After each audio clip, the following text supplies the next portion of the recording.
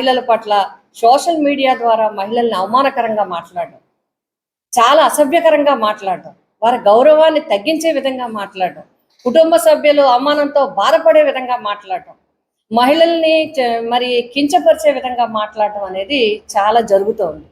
మరి నిన్న సంఘటన చూస్తాం. మొన్న 9వ తేదీన ఒక సంఘటన జరిగింది.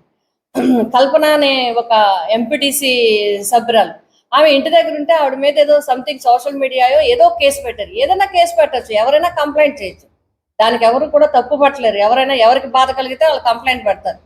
అయితే ఆమె నైటీలో ఉండగా నేను బట్టలు మార్చుకుని వస్తాను నాకు కొంచెం కుటుంబ సభ్యులు అందరూ బతిమాలినా కూడా బలవంతంగా పోలీస్ స్టేషన్ తీసుకెళ్ళిపోయి ఆవిడని కోర్టుకి ఏమని చెప్తున్నారంటే అర్ధరాత్రి తీసుకెళ్ళి పొద్దున్న ఆవిడని అరెస్ట్ చేసినట్టుగా కోర్టుకి అబద్ధాలు చూపించి ఆవిడని ఇబ్బంది పెట్టడం జరిగింది.